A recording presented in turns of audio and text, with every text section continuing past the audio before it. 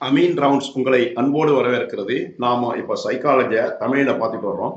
அதுல குழந்தைகள் சைக்காலஜி பத்தி தொடர்ச்சியா பார்த்துட்டு வர்றோம்.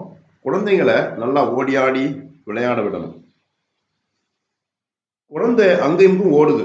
நீர் தொட்டியில கையை விட்டு தண்ணீரை பலார் பலாரென்று அடிக்குது. அதனால தன் ஆடையெல்லாம் நனைஞ்சு போகுது. தண்ணிக்குள்ளே கையை விட்டு சலசலவென்று சத்தம் உண்டாக்குவதில் நீரை நான்கு புறம் தெறிக்க செய்வதிலும் குழந்தைகளுக்கு அத்தனை பிரியம். தாய் ஓடி வந்து கவலையோடு பார்க்கிறா. தண்ணீரிலே இப்படி அடிக்கடி நனைந்தா குழந்தைக்கு சளி பிடித்துக்குமே என்று அவளுக்கு கவலை. குழந்தையை கோபித்துக் கொள்கிறார். ஒரு நாளைக்கு எத்தனை தடவை உனக்கு சட்டையை மாத்துறது, டிராயரை மாத்துறது என்று அவள் வேதனைப்படுறார். குழந்தை அதற்காக கவலையெல்லாம் படல. அடுத்த நிமிஷமே அது மண்ணிலே விளையாட தொடங்குது.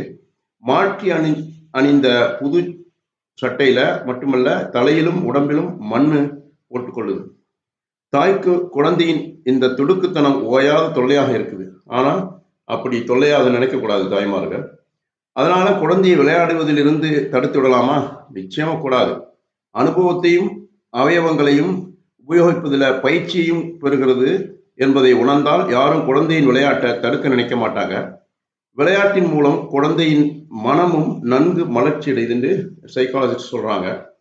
மற்ற குழந்தைகளோடு சேர்ந்து விளையாடும் போது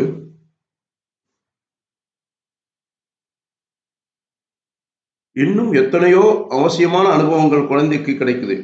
சமூகத்திலே மக்களோடு கலந்து பிற்காலத்துல வாழ வேண்டிய குழந்தைக்கு இவையெல்லாம் ஒரு தேவை. பிறரோடு சேர்ந்து வாழ தெரிந்து கொள்வதே ஒரு கலை. அதை குழந்தை பருவத்திலிருந்தே ஒவ்வொருவரும் கற்றுக்கொள்ளணும். சுயநலத்தையே எண்ணிக்கொண்டிருப்பவர்களை நாம் போற்ற மாட்டோம். பச்சை குழந்தையைப் போல சுய நலத்திலே யாரும் அவ்வளவு பற்று கொண்டிருக்க மாட்டாங்க. அதற்கு தனது வாழ்க்கை சுகமும் தான் பெரிது. அம்மா அதையே கவனிக்க வேண்டும். அதற்கு வேண்டியதெல்லாம் உடனுக்குடனே எல்லாரும் செய்ய வேண்டும். இல்லாவிட்டால் குழந்தைக்கு திருப்தி கிடையாது. வேறு குழந்தை ஒன்றை அம்மா கையில் எடுத்து மடியில வச்சு கொண்டா போதும். அதற்கு ஒரே ஆத்திரம் பொங்கிடும். தன் குழந்தைக்கு விளையாட்டு பொம்மையை அம்மா வேறு யாருக்கும் கொடுக்க கூடாது. இப்படியெல்லாம் தனது இன்பத்தையே நாடிக்கொண்டிருக்கும் குழந்தை மற்ற குழந்தைகளோடு சேர்ந்து பழகும் போதும் விளையாடும் போதும் தான் மற்றவர்களுடைய இன்பத்தையும் சௌகரியத்தையும் கவனிக்க வேண்டும் என்பதை சிறிது சிறிதாக உணருது. அதாவது ஆளுக்கு ஒரு பொம்மையை வச்சுக்கிறதை விட ஒரு பொம்மையை வச்சு எல்லாரும் விளையாடுறது நல்லதுன்னு சைக்காலஜி சொல்றாங்க. ஏன்னா அப்போதான் அந்த பிள்ளைக்கு பகிர்ந்து கொள்ளும் தன்மை வருமா. தனக்கென்று ஆளுக்கு ஒரு பொம்மை இருந்தா என்ன செய்யும் நினைக்குமா அது மனசுல. நமக்கு தான் இது இருக்குதே, நமக்குன்னு தனியா இருக்குதுங்கிற ஒரு தனிமை உணர்வு வரணும். அது கூடாது. மற்ற குழந்தைகளோடு சேர்ந்து விளையாடும் போது சகிப்புத்தன்மை, விட்டு கொடுக்கும் தன்மை, முன்னின்று நடத்தும் திறமை, தலைவனுக்கு கட்டுப்பட்டு நடக்கும் தன்மையெல்லாம் இயல்பாக அமையுது. தண்ணீரும் மண்ணும் மணலும் குழந்தைக்கு இயற்கையிலே எளிதாக கிடைக்கும் விளையாட்டு பொருள். அவைகளை கூடாதென்று நாம் தடுப்பது சரியல்ல. தண்ணீரை ஒரு பாத்திரத்திலிருந்து மற்றொன்றில் ஊற்றுவதென்றால் குழந்தைக்கு ஒரே ஆனந்தம். கொஞ்சம் வயதான குழந்தைகள் செடிகளுக்கு தண்ணீர் ஊற்றுவதிலும், துணிகளை துவைப்பதிலும், வாசலுக்கு நீர் தெளிப்பதிலும், பாத்திரங்களை துவைப்பதிலும் அளவிலா மகிழ்ச்சி கொள்ளுது. இதெல்லாம் நல்ல தேவைதான். பிற்காலத்தில் அது நல்லா அதையெல்லாம் பழகிக்கொள்ளும். மண்ணை பிசைந்து பண்டங்கள் செய்வது, மணலிலே சிறு வீடு கட்டி குடும்ப வாழ்க்கையே விளையாட்டாக நடத்துவதும் குழந்தைகளுக்கு பெரிதோர் உற்சாகத்தை தருது. வீட்டிலே கண்ட செயல்களையெல்லாம் அவைகள் தங்கள் விளையாட்டிலே காண்பிக்குது. வீட்டிலே கேட்கின்ற பேச்சுக்களையும் அப்போது பேசுது. இந்த விளையாட்டுத்தனங்களுக்கு வசதி செய்வதில் அதிகம் பொருட்செலவு கிடையாது. ஈஸியா கிடைக்கிறது தான். வீட்டோடு சேர்ந்துள்ள காலி இடத்திலே அதற்கு ஏற்பாடு செய்யலாம். சின்ன பார்க் மாதிரி அமைக்கலாம் கொள்ளையில, அல்லது சில விளையாட்டு திறன் அமைக்கலாம். நாம் செய்யாவிட்டாலும் குழந்தைகள் அந்த இடத்தையே தாமே தேடிக்கொண்டு செல்லும். நகரங்களிலே பல வீடுகள் காலியிடம் இல்லாமல் தெருவோடு சேர்ந்தார் போலவே இருக்கும். அப்படிப்பட்ட வீடுகளில் வசிப்போங்க தங்கள் குழந்தைகளுக்கு களிமண் சேகரித்து வேற வசதிகள் செஞ்சு கொடுக்கணும். குழந்தைகளுக்கு இந்த காலத்துல நிறைய விளையாட்டு பொருட்கள் வந்துருச்சு. அதையும் நம்ம வாங்கி கொடுக்கலாம். ஆனால் கவனமாக இருக்கணும். இந்த காலத்துல கொஞ்சம் செல்போன் கலாச்சாரம் வந்த பிறகு இந்த விளையாட்டெல்லாம் கொஞ்சம் கொஞ்சமாக குறைஞ்சி போகிறது. தாமே தனிமையில் இருந்து உட்கார்ந்து அதையே பார்த்துக்கிட்டு இருக்குது. அது நல்லதல்ல. எல்லாரும் சொல்றாங்க. பெரிய சைல்டிஸ்ட் டாக்டர் சொல்றாங்க, சைக்காட்ரிஸ்ட் சொல்றாங்க, எல்லாரும் சொல்றாங்க குழந்தைகளுக்கு ரொம்ப நேரம் மொபைல் ஃபோனை கொடுக்காதீங்க. அவங்க தனிமைப்படுத்தப்படுறாங்க. அது மட்டும் இல்ல கண்ணுக்கு கெடுதின்னு சொல்றாங்க. இது நிச்சயமான உண்மை. கொஞ்சம் அது அதாவது குழந்தைகள் சிறு சிறு பாத்திரங்கள் செய்வதிலும் குழந்தைகளுக்கு அளவில்லாத மகிழ்ச்சி ஏற்படுது. அவங்களே செஞ்சுக்கிறாங்க களிமண்ல வச்சு. வீட்டில் காலியிடம் இல்லாவிட்டாலும் மாலை வேளைகளில் பொது விளையாட்டு மைதானங்களுக்கும் தோட்டம் துறவுகளுக்கும் அழைத்து செல்லலாம். அதாவது ஸ்விம்மிங் பூலுக்கு அழைத்து செல்லலாம் பெரிய குழந்தையா இருந்தால். கடற்கரையின் அருகிலும் நதிக்கரையிலும் அவர்கள் வசிப்பவர்களாக இருந்தால் தங்கள் குழந்தைகளை அங்கு அழைத்து சென்று மனநிலை விளையாடுவதற்கு அடிக்கடி சந்தர்ப்பம் அளிக்கணும். இது ரொம்ப முக்கியம். ரொம்ப இன்ட்ரெஸ்டிங்காக இருக்கும் குழந்தைகளுக்கு. குழந்தைக்கு ஏதாவது ஒரு பொருளை உண்டாக்குவதில் எல்லையில்லாத இன்பம் இருக்கிறது. தானே தனக்கு தேவையான பொருளை உண்டாக்குவதில் ரொம்ப ஆர்வம்.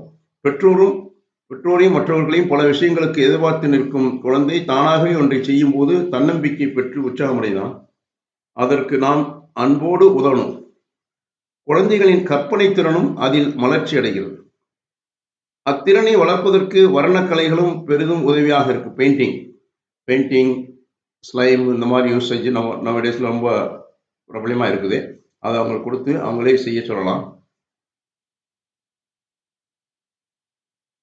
குழந்தைகளுக்கு ஆடுவதிலும் நடிப்பதிலும் மிகுந்த பற்றுதல் உண்டு. எளிதாக அபிநயம் செய்து கொண்டு பாடுவதற்கு ஏற்ற பாடல்களும் பல இருக்குது. அவற்றை சொல்லிக் கொடுக்கலாம். குழந்தைகளின் வசதிக்கு பொருத்தமான சிறு நாடகங்களையோ காட்சிகளையோ நடிக்க செய்யலாம். இவையெல்லாம் விளையாட்டு போலவே நடைபெறணும். தேர்ந்த நடிகர்களின் பாணிகளை பின்பற்ற வேண்டும் என்று விரும்பி அதை விளையாட்டுகளையே ஒரு தொல்லையாக செய்திடக்கூடாது. ஆர்ட் வரையிலும் நாடகம் நடிப்பதில் பிற்காலத்துக்கு குழந்தைகளை பெரிதும் ஓவியர்களாகவோ நடிகர்களாகவோ ஆவதற்கு யாரும் நினைக்கக்கூடாது. அதாவது அவங்களாவே எல்லாத்தையும் செய்யணும். ரொம்ப பெரிய எதிர்பார்ப்பெல்லாம் வச்சு அவங்களுக்கு கற்றுக் கொடுக்கக்கூடாது. அது தானாக கற்றுக்கணும். அக்கலைகளிலே இயல்பான திறமை இருந்தால் ஒருவேளை அவர்கள் அவ்வாறு சிறப்படையலாம்.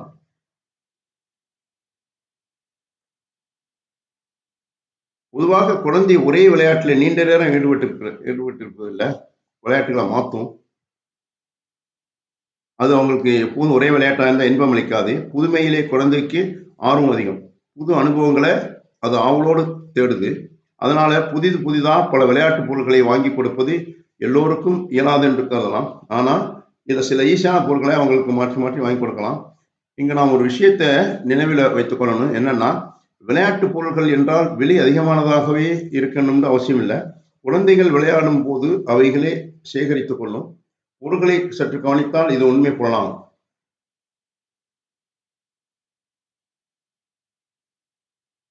வீட்டு காரியங்கள் பலவற்றிலே பங்கெடுத்துக் கொள்ள வேண்டும் என்று குழந்தை விரும்புது.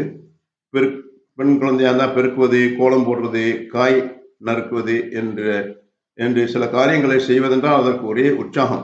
விளையாட்டாகவே குழந்தை அவற்றை செய்யும். அதை கற்றுக்கொள்ளும். அவ்வாறு செய்து உதவுவதனால் தானும் பெரியவர்களைப் போல தொழில் செய்வதாக உணர்ந்து உள்ளத்திலே பெருமை அடைது.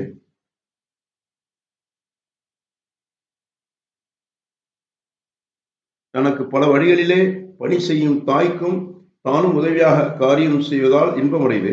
தாயும் இன்பம் அடைகிறார். கொஞ்சம் பொறுமையோடு குழந்தைக்கு இவ்வித சந்தர்ப்பங்களை சொல்லிக் கொடுக்கணும்.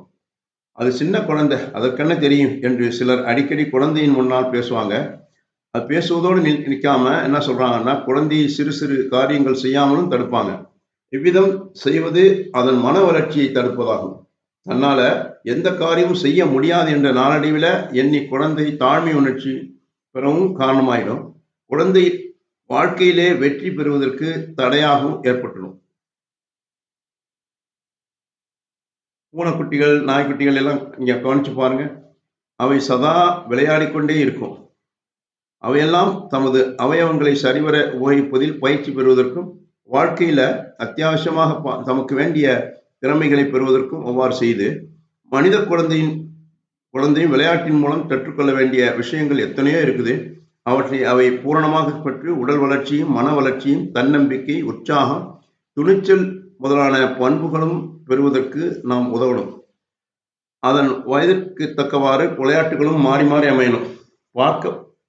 பார்க்கத்தக்க இடங்களுக்கு நடந்து செல்லுதல், சிறு சிறு குன்றுகளிலும் மலைகளிலும் ஏறுதல், தண்ணீரிலே நீந்துதல் முதலியவை சற்று வயது வந்த குழந்தைகளுக்கு ரொம்ப நல்லது.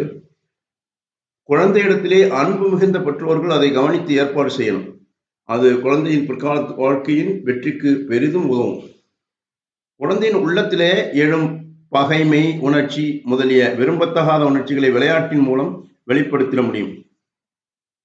அது சில நேரங்களில் சண்டையும் வரும் பிள்ளைங்களுக்கு இடையில. அதை ரொம்ப கவனித்து பார்த்து அதை தவிர்த்து கொள்ளணும். அவை உள்ளத்திலேயே அழுந்தி கிடக்காமல் செய்யும் சக்தி விளையாட்டிற்கு உண்டு. சமூகத்திலே கூடி வாழவும் வாழ்வில் ஏற்படும் வெற்றி தோல்விகளை அமைதியாக ஏற்று காரியம் செய்யவும் கற்றுக்கொள்ளணும். விளையாட்டு ரொம்ப உதவுது என்று மனோதத்துவ நிபுணர்கள் ரொம்ப ஆராய்ந்து கண்டுபிடிச்சு சொல்றாங்க. அதுபோல நம்ம குழந்தைகளை ரொம்ப கவனித்து நிதானமாக அவர்களுக்கு செய்யும் வேலைகளை செய்யும் விளையாடும் விளையாட்டுகளை ஆழ்ந்து கவனித்து அவர்கள் போக்கிலேயே சிறிது விட்டு பிடிப்பது ரொம்ப நல்லது. Thanks for watching. Please subscribe our YouTube channel.